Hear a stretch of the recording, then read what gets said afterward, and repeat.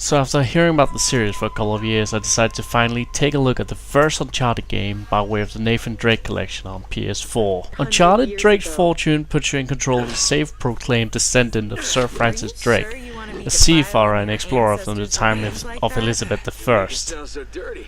After finally uncovering what seems like the map to the lost treasure of El Dorado, Nathan is frustrated to fight both for the fortune but also for his life, as another more heavily armed party is on the trail of a lost treasure.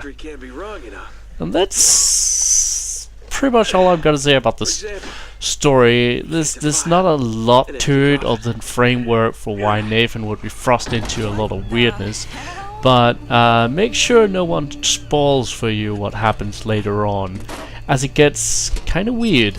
Honestly, at first I wasn't very big on the story. Like, I usually like this kind of just very bare bones adventure story, being a big fan of the Indiana Jones series, but the characters aren't that deep.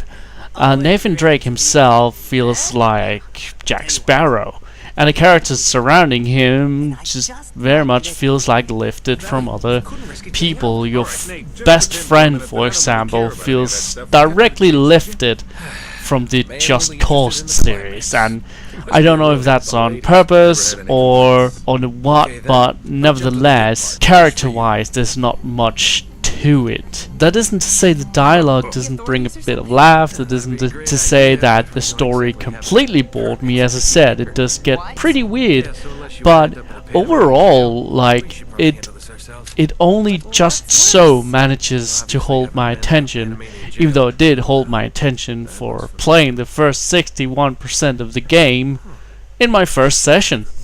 That's gotta count for something, but I think most of that comes down to the gameplay. Gameplay-wise, the game is cut up into two sections for the most part. You got your climby sections, which is what was the most marketed part of the game, where you can climb around special ruins and have a look at your book for clues about what to do. There's a little bit of a puzzle to it, but not much, because the other and much more significant part of the game is a third-person shooter. There'll be a lot of just running into a room and just looking at the room and instantly being able to tell that this is going to be a third-person shooter part.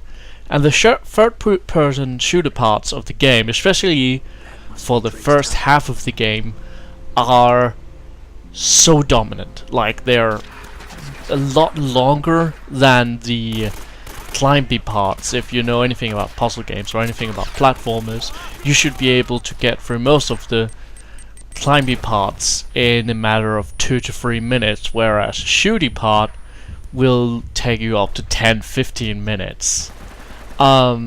Because they just keep throwing people at you in some of these parts. Now, as I said, for the most part, that's what you're doing. You are either running around the area, climbing rocks, and finding these treasures, which will count for bonuses when you complete the game. The bonuses involve stuff like being able to play as different versions of the character, getting different skins for your character, like playing as one of the regular enemies, playing as your friend Victor Sullivan, playing as a fat version of your friend. You can also get a filter, which makes the entire game sepia tone if you would want that. But those are only available after you've already completed the game one time. The first time you play the game through, you have to play through it as normal Nathan Drake. No skins, and as such, the only real motivation to get those gems is just to see what will happen next. They will have a little nice picture and it will be some sort of treasure. They're nice enough to look at, but again, unless you plan on playing the game more than once, you will only really want to collect them because they're there. The shooty parts is sometimes switched up, like sometimes there will be a small turret section or a vehicle section, and the vehicle sections are actually what I had the most fun with. But the vehicle sections are very situational. They will only show up when the plot calls for it. This is a very linear game in that sense. Most of the game is entering one room, looking at whether it's a climby section or shooty section, finishing that room and moving on to the next room. Kind of like Legend of Zelda, except this is not a dungeon, this is the entire game. It is very much a room-based structure, and you'll be forgiven for calling it levels or stages. Actually, I have expected this game to originally being pitched as a Pitfall follow-up, because I do see a lot of influences from the Pitfall series, which is of course this classic Atari series where you were a guy who looks suspiciously a lot like Nathan Drake, who climbs vines and jumps around in jungle areas just like you do as Nathan Drake in this game. When I started playing the game, I started making notes because I already knew I wanted to review the game, and my first complaint I wrote down was lack of enemy variety, and for the most part of the game that is true. Like, I had played, at the time I wrote that down, I had played 61% of the game. As I said, my first session was 61%. And I had pretty much just been fighting the same guys with different weaponry in different clothing. And for the vast majority of the game, that's what you're looking at. Just guys with different weapons in different clothing.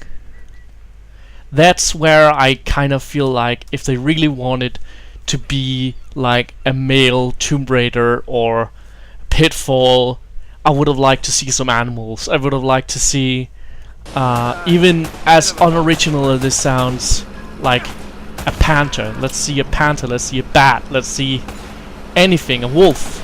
But no, for the vast majority of the game you're only finding people, and you're not really seeing levels that looks like they could be real places either. Like, it's very easy to enter a new level and see that, okay, this is going to be a third-person shooter because there's a suspicious amount of fallen pillars that just happen to be the exact height you need in a third-person shooter. I'm not saying other third-person shooters aren't capable of making that mistake, but there were definitely a lot of times where I entered a new room in Uncharted and audibly groaned because I could see exactly what was going to happen next. As far as recommendations go, I don't think I would recommend hunting down a copy of Uncharted Drake's Fortune on its own. At least not at full price.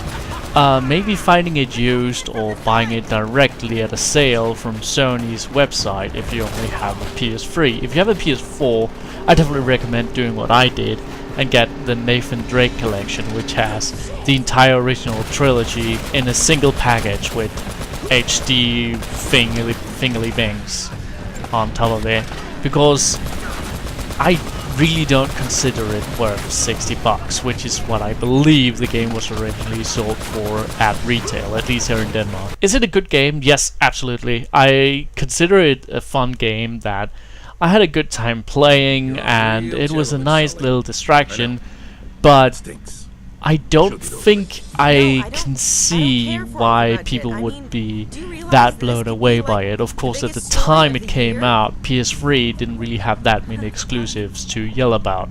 That those wouldn't come till at least a year into its life cycle, and for the time being, Uncharted 1 would have been a great addition to your gaming library.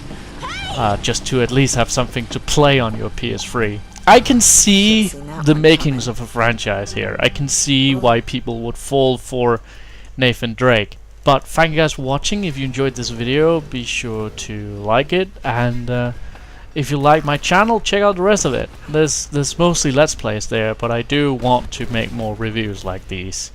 And in the near future, whenever I finish the Let's Plays I'm already doing, I'm going to be doing a Let's Play with my first-hand impressions of the rest of the Uncharted trilogy, instead of in review form like this. Thanks for watching.